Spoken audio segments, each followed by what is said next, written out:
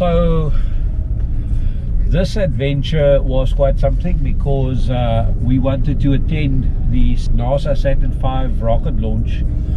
They were flying the Perseverance Mars Rover out of here to go to Mars, and on our way to try and attend that, or basically on the way to attending that, we went to a little location called Crystal Springs on the Crystal River. Now our plan was Rainbow River, didn't we? Rainbow River, sorry, I keep calling it Crystal Springs. There's one called Crystal Springs and there's one called Rainbow River. So we went to Rainbow Springs, Rainbow River. Yeah. Anyway, so we went up there. The idea was that we turned it into a day thing because it's only 2 hours to Kennedy Space Center or to Titusville. And the idea was that we're going to go there and spend some time because this river is absolutely fantastic.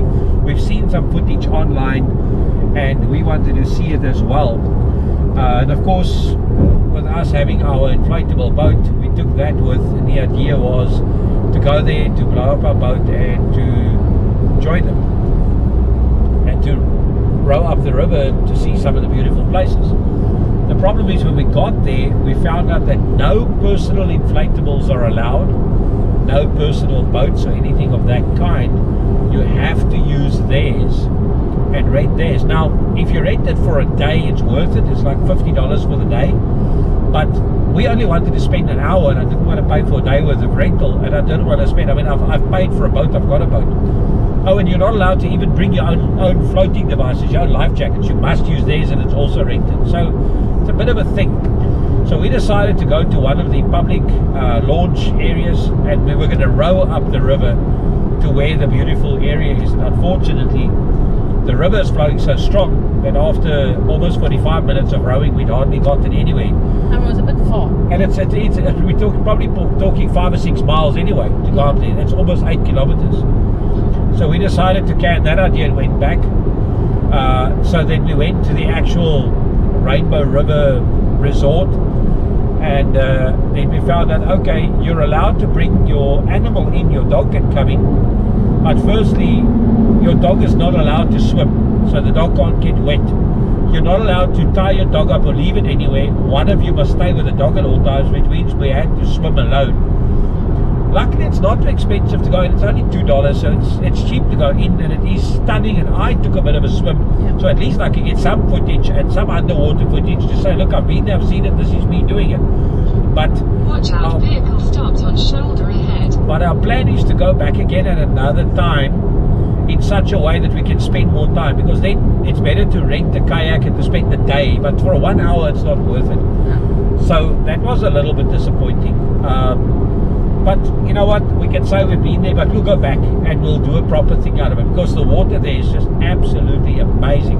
It's a lot colder than you expect, because everywhere else the water has been warm, sometimes hot. So I went on and I jumped straight in. I got a bit of a surprise. It's not cold, but it's certainly colder than what you get used to.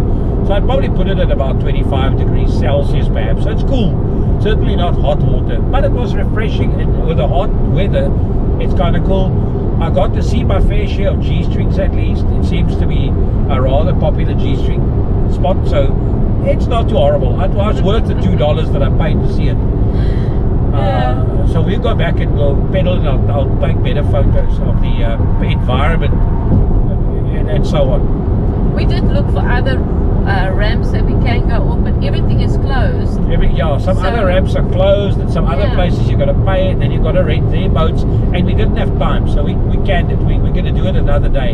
Yeah. Then we slept over in Titusville, and then this morning we went out and we were met with the most insane, most beautiful sunrise, with some of the facilities in the background, the NASA facilities. Yeah. But when the launch time came, the sun was just above the horizon, shining basically straight at us. So unfortunately, we did see the launch, we did hear the launch, but it's very difficult to capture on camera, especially on selfie video. We wanted to do a selfie with us in it at the launch, but it's not like the older days where it's all smoke and thunder.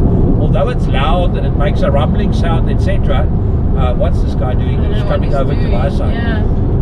Although it's loud and the rumbling sound, etc., eventually comes, it's a little bit underwhelming. I think it's modern rocket technology They're much more efficient with their fuels and their motors and stuff. So this thing takes off. It's very quick. It's like and it's gone. It was quicker than the SpaceX. It's quicker than SpaceX in my, but we'll check it. I'll look at the timing and see if we're right. But we both suspect that it was a lot faster into the sky. Maybe the payload's lighter, so it's quicker that way. I don't know. Yeah. Be that as it may, it was worth it. It was a fantastic weekend. Well, 2 days. It's not weekend. It's Thursday today. Thursday. But it was lovely to see. Now at least we've seen the SpaceX launch for the first manned flight from that pad since Apollo or since the shuttle or whatever. Yeah. And now we've seen a rover shot off to Mars. So it's something we can say we've done it. So that's kind of cool. So I got time lapse. I set up the one GoPro to just film the event in 4K so we can have high quality and zoom in a little bit so you can see it launching. I'll have to check what the footage is like with the sun being straight into the lens.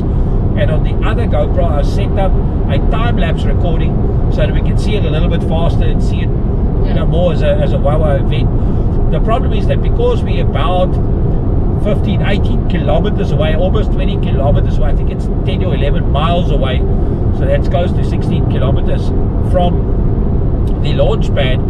By the time the sound arrives, what you have to see is almost over and done with. So it's almost like you've got to take the event and keep recording the sound and move the sound up later to coincide with the launch. But it's still worth it. I can still say I've done it. We are still happy that we've done it. So as far as we're concerned, it was a worthwhile effort. That was awesome. I enjoyed it. It's I mean, the car we're driving, this Hyundai, is so light on gas. It takes us $20 to drive there and back.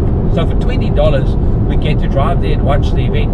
And because you're parking on a public park, really, it's free to watch. So it's still worth it, as far as I'm concerned. We have some more adventures lined up. We're going to keep you posted on some of the others. We're going to go back to Rainbow River. There's another one called Crystal River. There's a Wikiwachi we want to go to. There are several of these kinds of things that are worthwhile seeing, because we find Florida so beautiful. So be sure to go down the bottom to subscribe to our channel so that you can follow us, and then click on the little bell for notifications.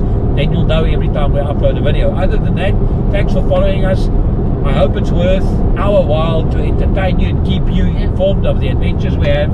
Scotty's not a morning person. She's still sleeping. It is almost 10 o'clock.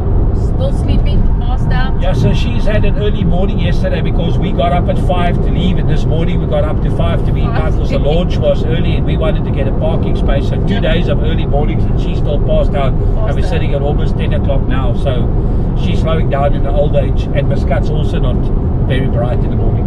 No. Have fun. Thanks, guys. Be good. Bye.